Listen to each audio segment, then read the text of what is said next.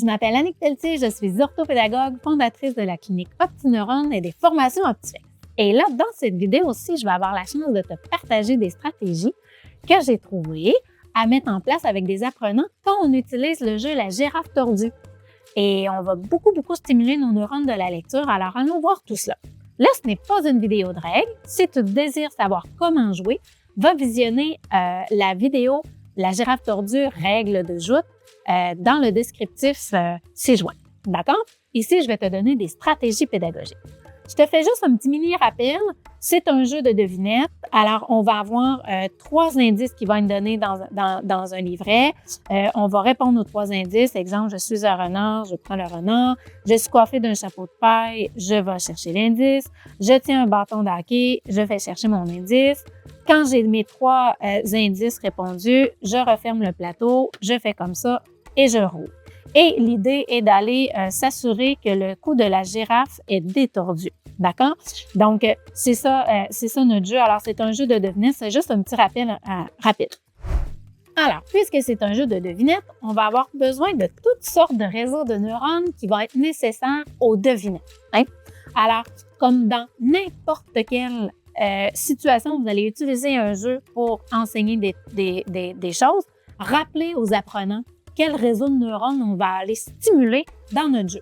Ici, avec la girafe tordue, on va stimuler plein de réseaux de neurones. Ploup, tout ça. OK? D'abord, je vais avoir mes neurones de stop. Parce que pour aller lire ou entendre un indice, je vais devoir faire stop. Alors, je vais avoir besoin de mes neurones de stop. Je vais avoir également besoin de ma famille de neurones de mémoire à long terme, avec tout le vocabulaire qui est enregistré dans mon grand coffre au trésor de mémoire à long terme. Et je vais même avoir besoin de faire des liens entre les différents réseaux de vocabulaire que je vais traiter dans ma mémoire à long terme. Je vais avoir également besoin de mes réseaux de neurones de discours interne pour répéter les mots que je vais entendre ou que je vais lire. Et évidemment, je vais les enregistrer dans mes neurones de mémoire à court terme, en attendant. Puis je vais même pouvoir utiliser mes neurones de l'imagerie mentale. Parce que des fois, retourner dans mon coffre au trésor d'images, ça va me permettre de découvrir qu'est-ce que je cherche. Alors, je vais utiliser tous ces neurones-là dans mon jeu La girafe tordue. Et en somme, ce que je vais venir enseigner à l'apprenant, c'est de s'arrêter pour écouter ou lire, et pour répéter ce que je viens d'entendre ou lire dans mon bol de mémoire à court terme pour ne pas l'oublier, pour pouvoir aller rechercher l'indice et résoudre la devinette. Alors, avec la girafe tordue, comme nous allons faire des devinettes, première chose, enseigner qu'est-ce qu'une devinette si l'apprenant ne sait pas ce que c'est. OK? Un petit conseil, j'ai toujours expliqué la devinette comme un casse-tête. Quand on fait un casse-tête, ça prend plusieurs morceaux. Si ça prend 6 morceaux, j'ai besoin des 6 morceaux pour avoir le résultat final, l'image complète. Donc, allons voir comment faire pour pratiquer tout ça et que ça vienne entraîner notre mémoire à court terme et nos stratégies de lecture. Alors, prenons par exemple, je suis à la devinette numéro 3, OK? Je vais partir. Là, ce qui est vraiment très, très brillant, c'est qu'ils ont plastifié le livret, ce qui est très intéressant parce que, regarde, on va pouvoir aller prendre un crayon effaçable pour pouvoir travailler dans le livret comme on va montrer aux élèves à faire en lecture en surlignant. D'accord? Alors, on va partir et on va aller faire toutes nos stratégies. Exemple, on va commencer avec le premier indice. Donc, je vais montrer à l'apprenant à ne pas laisser déborder son bol. C'est une des plus belles choses que vous pouvez apprendre à vos apprenants. Quand ils sont en lecture, ne pas laisser déborder le bol. Je leur dis toujours, sois gentil avec ton bol de mémoire à court terme, s'il te plaît. Ne le laisse pas déborder d'informations, il ne peut plus faire son travail et se sent moins bon. Alors, allons nous entraîner. Quand on lit, on va surveiller notre bol. Je suis partie. Je lis. Je suis un petit félin. Stop. Là, j'ai déjà une première information. Je lis jusqu'à temps que j'aie une information. Je suis un petit félin. Je m'arrête. Petit félin, gars, je pourrais même le surligner. Là, je mets ça dans mon bol, moi, un petit félin. Là, je demanderai à l'apprenant, stop, cette information-là, là, as-tu ça dans ton coffre au trésor de mémoire à long terme, là, ces neurones-là, un petit félin? t'as-tu ça des neurones félins, toi? Si l'enfant dit oui, oui, je sais ce que c'est, il l'explique. Autrement, je pourrais lui dire, tu les as pas, les neurones de félin, je vais aller te le dire. Moi, dans mon coffre au trésor, là, ben, le réseau de neurones félins, là, tu sais, il est branché avec le neurone chat. La famille des chats. C'est branché avec animal de la famille des chats. Alors, supposons que je te donne cette information-là maintenant qu'on l'a, là. Bien, déjà, on pourrait s'arrêter puis peut-être aller faire une première recherche. OK? Je suis un petit félin. On pourrait déjà éliminer les cartes qui n'ont pas rapport avec le concept de félin. En famille des chats, la girafe n'est pas un chat, le koala non plus, le canard non plus, etc. On pourrait continuer comme ça. Ah, tiens, j'ai un chat. Bien, allons voir si ça pourrait correspondre. Je vais continuer de lire ma devinette parce que là, j'ai trouvé un félin. C'est ça, la réponse. Non, non, non. Il y a encore des indices. Alors, il faut montrer-leur stop, lis jusqu'au bout. OK? Comme dans la vraie vie. On va remettre dans le bol l'information. Je suis un petit félin, ouais, qui déteste l'eau. Stop. Une deuxième information, déteste quoi? L'eau. Déteste l'eau. Alors, est-ce qu'on a ça dans notre coffre au trésor de connaissances que le chat déteste l'eau? Ben, moi, oui. Toi, et on pourrait faire un peu la même chose et continuer d'agrandir la famille de neurones si l'élève n'a pas les apprenants n'ont pas la connaissance. Là, on détermine, par exemple, si pour l'exemple, pour aller un petit peu plus vite, que c'est réellement un chat. OK? Donc, c'est un félin qui déteste l'eau. C'est le seul parmi tout ça. Je suis sûre de mon affaire. Je vais déposer l'indice. Je répéterai la même chose, les mêmes stratégies avec le deuxième. Il y a des problèmes un petit peu plus complexes. Tu sais, si par exemple, je m'en vais un petit peu plus loin, voilà, bien, je pourrais peut-être avoir un petit peu plus d'informations. OK? Donc, déjà, si on prend la colonne de droite, souvent, il y en a plus. Je te donne un exemple ici. On pourrait faire exactement la même mécanique. Stop, je lis et je me laisse pas déborder. La ceinture. Oh, la ceinture. Déjà, ça veut dire qu'il va y avoir une ceinture, là. On pourrait s'arrêter et dire la ceinture. Mais on pourrait juste aller voir qui a des ceintures. Lui, il y a une ceinture. Lui, il y a une ceinture, etc. On pourrait continuer aussi la ceinture, oui, de mon uniforme. Oups, la ceinture de l'uniforme. Stop, on s'arrête, on va chercher cette info-là.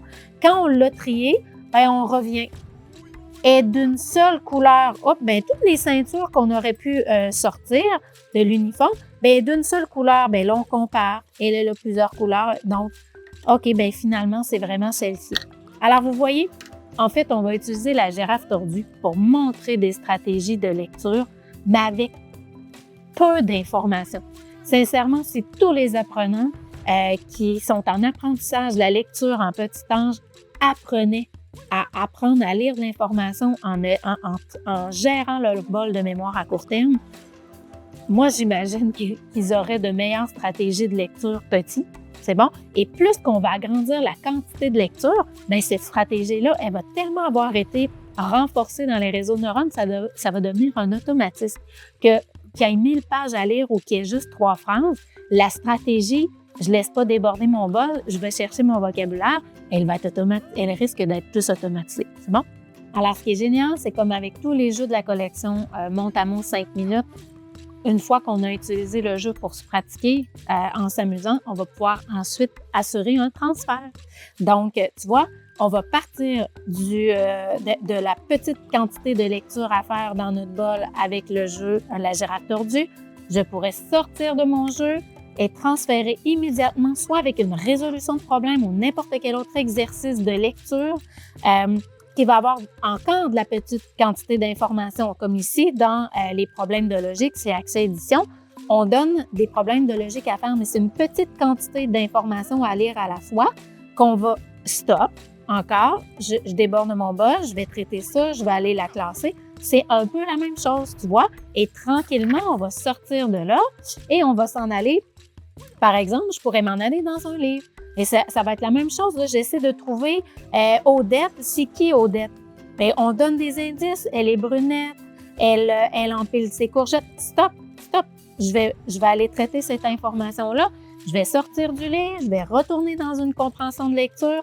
Mais là, tu vois, avant de m'en aller dans une compréhension de lecture très longue comme je vais devoir faire dans la vie de tous les jours avec une série de questions à répondre, je vais m'en aller avec une compréhension de lecture comme ça qui va être segmentée. Tu vois, dans le matériel ici, Génie Publication, c'est un mini bout de texte, question à répondre. Mini bout de texte, question à répondre. Mais plus qu'on avance, plus que les textes, le bout de texte à lire s'allonge avant d'avoir des questions pour éventuellement en arriver à une tâche complexe. Voilà.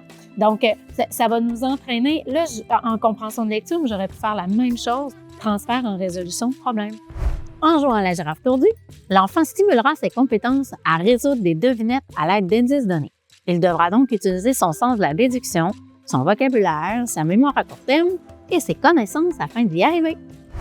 Si on s'amuse avec la girafe tordue avec des enfants qui ne sont pas en âge de lire, vous pouvez faire exactement le même concept qu'on vient de voir dans la vidéo, soit d'apprendre à gérer sa mémoire à court terme. OK? À ce moment-là, vous pouvez toujours utiliser un cerveau, des images là, que vous trouvez n'importe où, peu importe. Juste rappeler à l'enfant, vous savez, même à partir de l'âge de 3 ans environ, là, leur apprendre qu'il y a un cerveau sous notre crâne. Alors, ça fait partie de l'apprentissage chez un enfant de cet âge-là, d'apprendre les parties du corps. On apprend qu'il y a un cerveau, on peut apprendre qu'il y a des neurones dans le cerveau et que ce sont ces réseaux de neurones-là qui servent à enregistrer toutes les choses qu'on apprend et comment vivre avec les autres, par exemple. Donc, on a des neurones qui apprennent les noms des gens, les neurones des réseaux de neurones qui s'activent pour apprendre comment s'habiller, comment marcher, etc. Et parmi ces réseaux de neurones-là, bien, on a des neurones de mémoire à court terme, comme ça. C'est pour ça que j'utilise des petits pictogrammes. Et la mémoire à court terme, on l'illustre avec un bol parce que elle est limitée dans son espace. Fait que ces réseaux de neurones-là, à un moment donné, ils viennent comme qu'ils débordent d'informations. Ils ne peuvent plus traiter. Alors, c'est exactement ce qu'on va apprendre aussi au tout petit. Donc, les neurones de mémoire à court terme, vous pouvez même utiliser un vrai bol là, pour illustrer le tout. Moi, j'utilise ça comme ça avec les enfants, même les petits, les grands, les adolescents. Là, je leur explique que la mémoire à court terme, elle est restreinte. Ces réseaux de neurones-là, à un moment donné, ils débordent dans l'information, dans les circuits électriques, puis là, on n'est plus capable d'enregistrer rien. On peut même utiliser un vrai bol. Regardez, on pourrait faire, par exemple, avec l'enfant, regarde bien, un bol, quand on met des éléments dedans, là, à un moment donné, on en met. Puis là, à un moment donné, qu'est-ce qui se passe, là? Bien, pourquoi je continuerais? Ça déborde. Il faut arrêter. Bien, c'est la même chose. Alors, quand tu utilises les neurones de ta mémoire à court terme et tu sens que la mémoire à court terme, elle déborde, arrête. Si c'est quelqu'un qui te parle, dis-lui « Stop, je n'enregistre plus rien, mon bol déborde. » C'est pour ça qu'on utilise l'analogie du bol. Alors, quand on va jouer à la girafe tordue, on pourrait dire à l'enfant « Là, je vais te donner des consignes, des éléments. On part à la recherche de l'animal dans notre devinette. Et si jamais, pendant que je lis, tu débordes d'informations, tes neurones de la mémoire à court terme, ils n'ont plus d'espace, dis-le-moi. Je vais arrêter, puis je vais répéter. » Et on est en train de lui montrer comment utiliser sa mémoire à court terme déjà tout petit et faire attention à tout cela quand il va arriver en âge d'apprendre des choses en classe ou ailleurs pour n'importe quel autre apprentissage, il pourra réinvestir cet apprentissage-là qu'il aura fait pendant qu'il joue à la girafe tordue. Alors, l'important, comme dans n'importe quel apprentissage, c'est d'y aller de manière micro-graduée. C'est ça que la girafe tordue va nous permettre de faire, d'y aller, de commenter de manière micro-graduée. Alors, amusez-vous, amusez vos apprenants en lecture. À la prochaine!